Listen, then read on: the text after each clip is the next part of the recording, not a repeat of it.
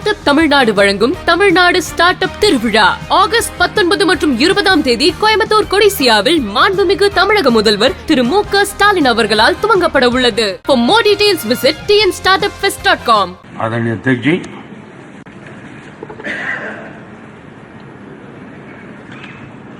और कांग्रेस का मां भारती के प्रति प्रेम क्या रहा है, भारत के वासियों के प्रति प्रेम क्या रहा है,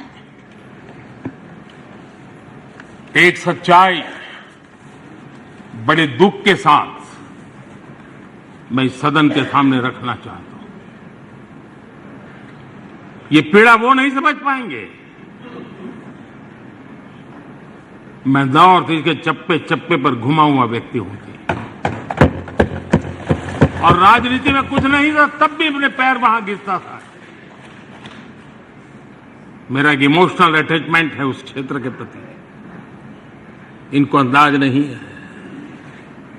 माननीय अध्यक्ष जी, मैं 3 प्रसंग आपके सामने रखना चाहता हूं सदन से, और बड़े दर्द के साथ कहना चाहता हूं. देशवासी भी सुन रहे हैं. पहली घटना 5 मार्च 1966. 5 मार्च 1966 इस दिन कांग्रेस ने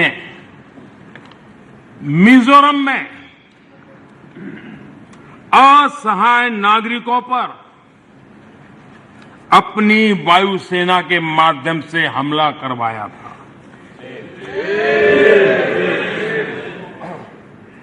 और बड़ा गंभीर विवाद हुआ था. कांग्रेस वाले जवाब दे, क्या वो किसी दूसरे देश की वायुसेना थी क्या? क्या मिजोरम के लोग मेरे देश के नागरिक नहीं थे क्या? क्या उनकी सुरक्षा ये भारत सरकार की जिम्मेवारी थी कि नहीं थी? 5 मार्च 1966 वायुसेना से हमला करवाया गया, निर्दोष नागरिकों पर हमला करवाया गया. और माननीय अध्यक्ष जी, आज भी मिजोरम में 5 मार्च को आज भी पूरा मिजोरम शोक मनाता है.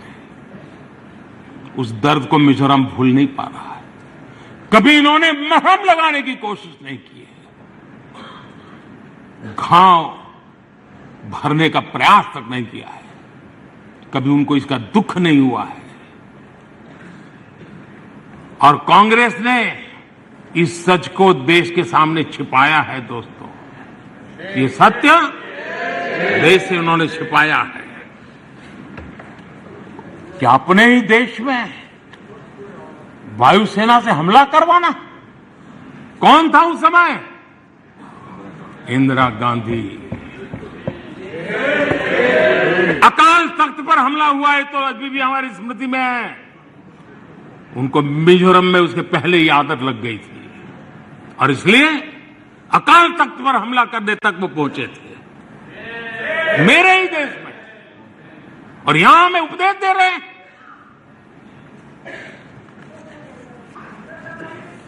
आदरणीय अध्यक्ष जी, नॉर्थ ईस्ट में वहां के लोगों के विश्वास की इन्होंने हत्या की है. वो घाव किसी न किसी समस्या के रूप में उभर करके आते हैं, उन्हीं के कारनामे हैं. आदरणीय जी, मैं दूसरी घटना का वर्णन करना चाहता हूं, और वो घटना है 1962. 1962 का वो खौफनाक रेडियो प्रसारण आज भी शूल की तरह नॉर्थ ईस्ट के लोगों को चुभ रहा है. पंडित नेहरू ने 1962 में जब देश के ऊपर चाइना का हमला चल रहा था, देश के हर कोने में लोग अपनी रक्षा के लिए भारत से अपेक्षा करके बैठे थे. उनको कोई मदद मिलेगी, उनकी जान माल की रक्षा होगी, देश बच जाएगा. लोग अपने हाथों से लड़ाई लड़ने के लिए मैदान में उतरे हुए थे. ऐसी विकट घड़ी में दिल्ली के शासन पर बैठे हुए और उस समय पर एकमात्र जो नेता हुआ करते थे, पंडित नेहरू ने रेडियो पर क्या कहा था? उन्होंने कहा था, my heart goes out to the people of Assam. ये हाल करके रखा था उन्होंने। वो प्रसारण आज भी असम के लोगों के लिए एक नस्तर की तरह चूपता रहता है। और किस प्रकार से उस समय नेहरू जी ने उन्हें अपने भाग्य पर छोड़ जीने के लिए मजबूर कर दिया था। ये हमसे हिसाब मांग रहे हैं। आदरणीय अध्यक्ष जी यहां चले गए लोहियावादी, उनको मैं भी सुनाना चाहता था। जो लोग अपने आप को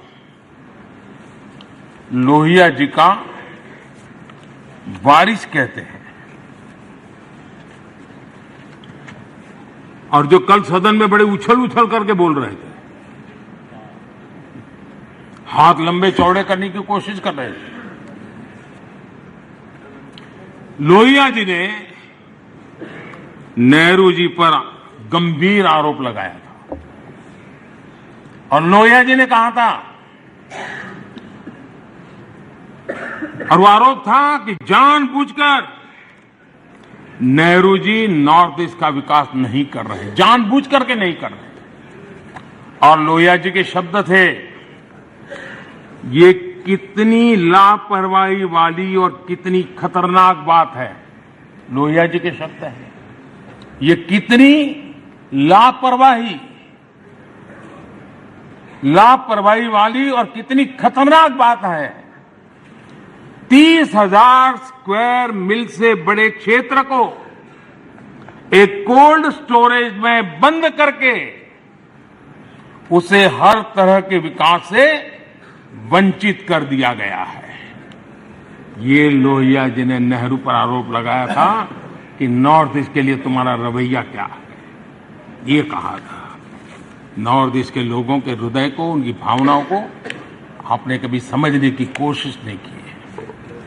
मेरे मंत्रिपरिषद के 400 मंत्री रात्रि निवास करके, और अकेले स्टेट हेडक्वार्टर पर नहीं, डिस्ट्रिक्ट के हेडक्वार्टर, और मैं स्वयं 50 बार गया। ये आंकड़ा नहीं है सिर्फ,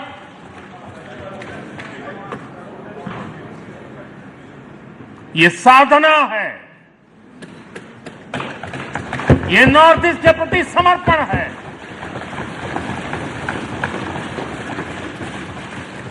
आदरणीय, और कांग्रेस का हर कामकाज राजनीति और चुनाव और सरकार के आसपास ही घूमता रहता है।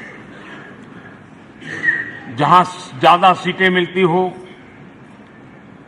राजनीति की अपनी खिचड़ी पकती है, तो वहां तो मजबूरन से ही कुछ कर लेते हैं। लेकिन नॉर्थ ईस्ट में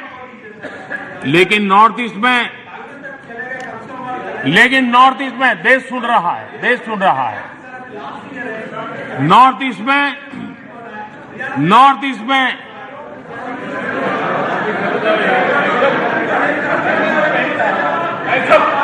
उनकी कोशिश रही कि जहां पर एक्का दुक्का सीटें होती थी, वो इलाके उनके लिए स्वीकार्य नहीं थे, वो इलाके उनको मंजूर नहीं थे, उनकी तरफ उनका ध्यान नहीं था, उनको देश के नागरिक के रीते उनकी कोई संवेदना नहीं थी।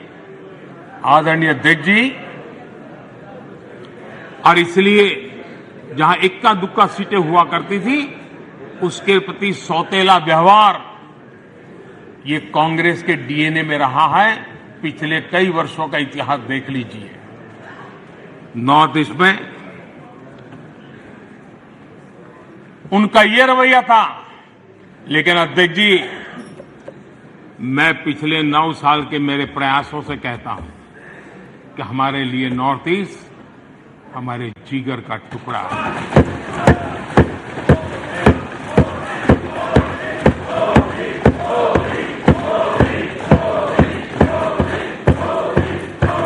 आज मणिपुर की समस्याओं को ऐसे प्रस्तुत किए जा रहा है जैसे बीते कुछ समय में ही वहां ये परिस्थिति पैदा हुई है।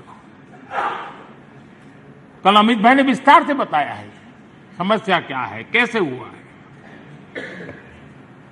लेकिन मैं आज बड़ी गंभीरता से कहना चाहता हूं,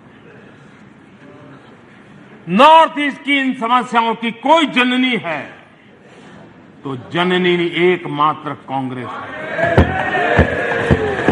नॉर्थ ईस्ट के लोग इसके लिए जिम्मेवार नहीं हैं, इनकी ये राजनीति जिम्मेवार है।